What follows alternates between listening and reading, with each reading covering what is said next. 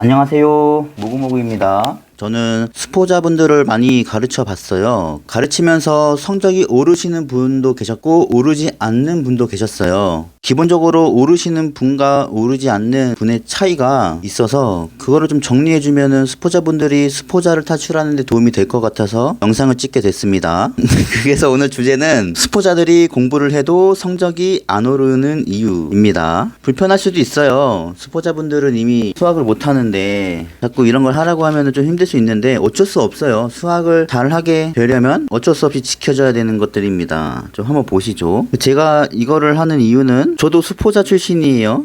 중학교 때 30명 중에 27등, 뒤에 이제 3명밖에 없죠. 그렇게 성적을 받아봤고, 그런 상태에서 수학으로 이제 대학을 갔어요. 수학 공부를 해서 수학 하다 믿고 대학을 가게 됐는데 그 과정이 다 기억이 납니다. 그때 나이가 저는 24살이었고 성인이 된 다음에 공부를 했기 때문에 이 탈출 과정이 다 기억이 나요. 그래서 힘들었던 부분이 다 기억이 나고, 수포자분들이 어렵다라고 하면 어디가 어렵고 그런 느낌만 공유를 해 주셔도 저는 왜 어려운지 좀 알 수 있거든요. 근데 사실 방법을 알려드리면 그 방법을 지키기가 조금 힘들어요. 원래 공부라는 건 좀 머리가 아픈 건데 일단 그거 자체를 싫어하시니 제가 아무리 공부 방법을 알려드려도 지켜지지가 않습니다. 저는 NCS 수리과외를 계속 진행을 하고 있는데 저를 찾는 수포자 비율은 거의 90%가 넘어요. 그리고 수포자분들이 왜 수포자를 탈출을 못할까 질문 받을 때마다 고민하고 저도 질문을 하고, 어떨 때는 수포자 그룹을 묶어서 스터디도 따로 진행을 해봤어요. 근데 이제 결론이 나죠. 공부 방법과 학습 태도에 문제가 있었습니다. 이거를 이제 하나씩 이야기를 좀 해볼게요. 수포자들이 수학 공부할 때 가장 많이 하는 실수는 과정을 이해하지 않습니다. 그리고 그 과정을 어렵게 이해를 해도 머릿속에 넣질 않아요. 넣으려면 이제 복습이라는 걸 해야 되는데 복습을 하지 않습니다. 그리고 과정을 이해해도 내 걸로 만들었다고 착각을 하는 거죠. 그리고 효율적인 학습만을 강조해서 진짜 효율적인 공부를 못해요. 수업 시간에 가장 많이 말하는 것 중에 하나가 푼 문제 수가 공부량이 아니라 고민하는 시간이 공부량이라고 매번 말을 하거든요. 근데 이게 잘 지켜지지 않아요. 왜냐면 고민하는 양은 사실 눈에 보이지 않거든요. 근데 문제 숫자, 자신이 풀었던 문제 숫자는 너무 잘 보여요. 그 숫자가 보이기 때문에 자꾸 이쪽으로 가시거든요. 근데 한 문제를 풀더라도 제대로 고민하고 머릿속에 넣으시면 다음에 유형이 좀 바뀌어도 그 아이디어를 갖다 쓸 수 있습니다. 좀 아쉽죠? 그래서 하나씩 이야기를 좀 해보겠습니다. 첫 번째, 과정을 이해하지 않습니다. 이 말은 처음과 결론만 암기하려고 해요. 즉 공식만 암기한다는 거예요. 수업 시간에 제가 설명을 좀 해요. A에서 D를 도출하는 데 있어서 A에서 B로 넘어가고, 그리고 B에서 C로 넘어가고, C에서 D로 넘어가면 B가 나옵니다 라고 말씀을 좀 해드려요. 그러면은 이걸 그대로 학습을 해야 되거든요. 근데 수포자분들은 딱 요렇게 그래서 결국 A면 D라는 거군요 하고 끝내버려요. 과정이 없어요. 이 과정이 없으면 무슨 문제가 발생하냐면 1번 문제 시험장에서 딱 이 과정으로 풀어야 되는 문제가 나왔다고 보면 A에서 B로, B에서 C로 가면 문제를 풀 수 있어요. 그럼 수업 내용을 잘 이해하신 분들은 과정을 따라가겠죠. 오히려 C에서 D로 가는 과정이 없으니 오히려 개꿀, 이 수업 정말 좋네, 너무 좋았다, 너무 쉽다, 그리고 합격을 하겠죠. 근데 수포자는 이 과정이라는 게 없어. A면 D인 것만 외웠으니까 A에서 B로 애초에 못 넘어가요. 그러면서 하시는 말씀들이 수업 시간에 배우지 않았다고 하십니다. 너무 많이 들었어요. 수업 시간에 안 배웠대요 자꾸. 근데 문제를 좀 달라고 했는데 문제를 보면 다 알려드렸어요. 이거 수업 시간에 배운 겁니다 라고 하면은 그걸 캐치를 그때서야 해요. 아, 그거였군요. 근데 이러면 안 되잖아요. 공부를 했으면 맞춰야죠. 과정을 이해하는 게 제일 첫 번째입니다. 그리고 무슨 문제가 발생하냐면 수포자가 이미 알고 있는 내용이 있어. O에서 A로 가는 이 과정을 좀 알고 있다면 문제 2번도 맞출 수 있어야 돼요. O에서 B로 가는 이 과정에서 O에서 A로 가는 건 이제 본인이 알아. 그럼 수업 시간에 A에서 B로 가는 거 알려드렸으니 이 문제 2번도 맞춰야 됩니다. 근데 어떻게 해요? 또 A면 D가 아니니까 못 맞춰요. 이거를 벌써 암기를 하시면 이 두 문제를 날려버리는 거예요. 근데 수업을 이해한 사람은 두 문제 맞추는 거죠. 이 차이가 좀 보이십니까? 과정을 하나하나 이해해야 돼요. 하나하나 이해하다 보면은 머릿속에 잘 안 들어와요 하실 수도 있는데 그건 낯설어서 그런 거예요. 그러면 더 반복을 하셔야죠. 2번 반복해서 머릿속에 안 들어오면 3번 하고 4번 하고 5번을 하셔야 됩니다. 그러면서 자기 머리가 이제 나쁜가? 라는 생각을 하실 수도 있거든요. 근데 그건 저도 마찬가지로 처음 공부할 때 했어요.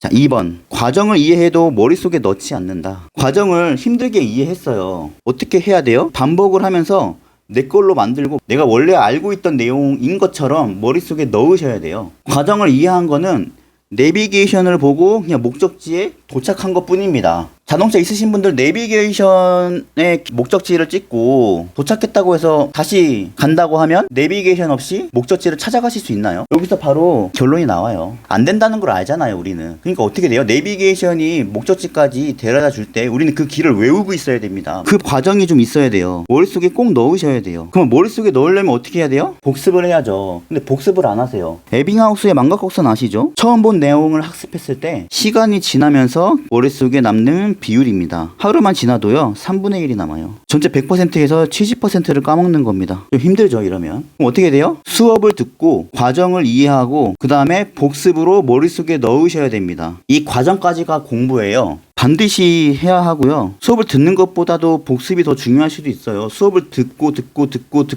아무리 진도로 나가봤자 복습이 없으면 여기 지금 앞에서 수업 들은 내용들이 전부 다 날아갈 거예요. 진도만 나간 상태로 왜 문제가 안 풀리지? 당연히 안 풀리죠. 과정을 모르고 복습이 안 돼 있고. 정말 수포자분들을 많이 상대해봤는데 많이 관찰되는 내용들이에요. 근데 왜 이런 상황이 발생했을까요? 안다고 착각을 하실 수 있어요. 수업을 들으니까 모르는 내용은 없는데 뭔가 내 거가 되진 않았어. 근데 뭔가 안다고 착각하는 거예요. 이 우매함의 봉우리에 있는 거죠. 더닝크루거 효과라고 해서 지식과 기술을 알고 있는 수준이 적을 때 오히려 자신감이 뿜뿜합니다. 이경규 씨가 말했었죠. 책 한 권 읽은 사람이 무섭다고. 공부를 하면 할수록 아는 게 많을수록 조용해지죠. 왜냐면 내가 아는 게 별로 없구나. 점점점 알아야 할 게 많다라는 걸 깨닫습니다. 그래서 본인이 뭔가 자신감이 넘친다면 한편으로는 이 우매함의 봉우리에 있지 않을까? 이런 고민을 좀 해보셔야 돼요. 반대로 자신이 지금 공부를 하는데 너무 절망적이다라고 생각을 하시면 자긴 그래도 우매함의 봉우리는 넘어서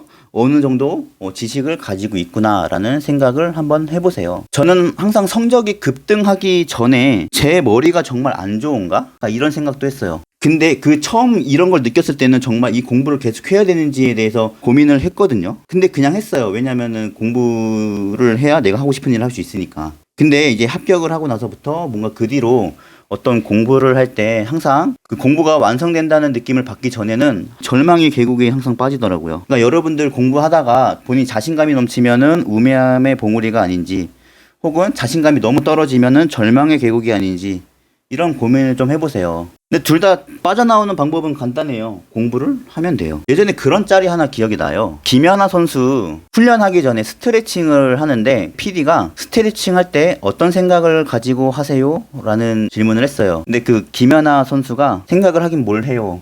그냥 하는 거지. 그냥 하면 됩니다, 여러분. 안다고 착각하지 맙시다. 진짜 안다고 확신을 하려면 백지에 한번 써보세요. 백지에다가 자기가 공부한 거를 다 적을 수 있다면 그건 진짜 아는 거죠. 근데 백지에 막상 적으려고 하는데 한 줄도 못 적어. 아니면 적다 말아. 이러면은 안다고 착각하는 거예요. 그거는 다시 한번 과정을 보고 이해하고 복습하고 내 걸로 만드셔야 됩니다. 5번. 요게 정말 많이들 실수하고 계시는 거거든요. 효율적인 학습만을 강조해서 진짜 효율적인 공부를 못해요. 무슨 말이냐면 자 A 수포자, B도 수포자인데 얘는 탈출을 못하는 친구, B는 탈출을 하는 친구예요. 똑같은 수준이었다고 보세요. 처음에 6문제를 학습한다고 봤을 때 수포자를 탈출 못하는 사람은 어떻게 해요? 학습 시간이 B에 비해 짧습니다. 왜요? 공식을 빨리빨리 외워서 그냥 풀어서 제끼거나 아니면 그냥 모르면 빨리빨리 넘어가거나 그냥 문제 푼 숫자에 집착을 하는 거예요. A가 3문제 풀 때 B는 그래도 한 문제 한 문제 고민을 하는 친구라서 처음에 한 문제 풀 때 오래 걸리는데 보시면 어때요? 2문제까지 B가 2문제를 풀 때 A는 3문제라서 B가 조금 조급해 할 수도 있어요. 이런 걸 보면은 또